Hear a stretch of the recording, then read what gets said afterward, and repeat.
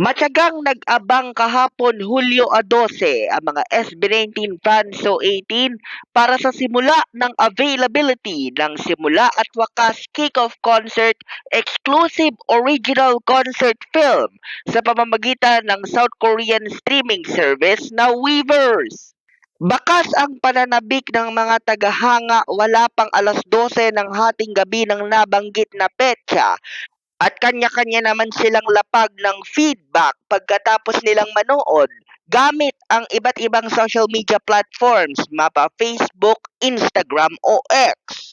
Nakakamangha, immersive at fantastic umano ayon sa mga fans ang naging obra, kung kaya't wag na umanong mag-atubili ang mga hindi pa nakakaranas, kaya po pwede ninyong dalhin ang concert experience mula sa loob ng Philippine Arena noong nakaraang taon patungo sa inyong mga tablets at tiyakin na ninyong panoorin ang Simula at Wakas exclusive concert film. Gawa ng batikang dokumentarista at film director na si Jed Regala ang obrang ito.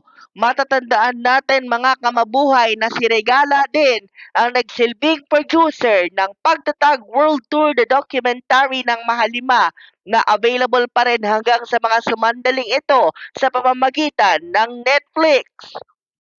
Nagkakahalaga ng 999 pesos sa pamamagitan ng Weverse app ang pagbili ng video on demand para mapanood ang Simula at Wakas Kick-Off Concert Film at gumawa na rin ito ng kasaysayan sa naturang online platform dahil tumabo na ito ng 1 milyong piso wala pa man ang 12 ng hating gabi ng Hulyo 12.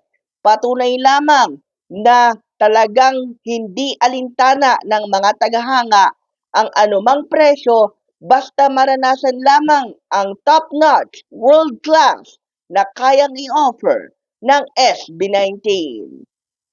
Yan ang totoong balita mula sa Mabuhay Radio Japan Worldwide. Sa bawat oras, bawat himig na nanatili kaming walang walang pinapaboran. Nagbabalita ng todong lakas sa larangan ng SB19. Ito ang Senbatsu Patrol number 2, Stephen Saraspe Perez.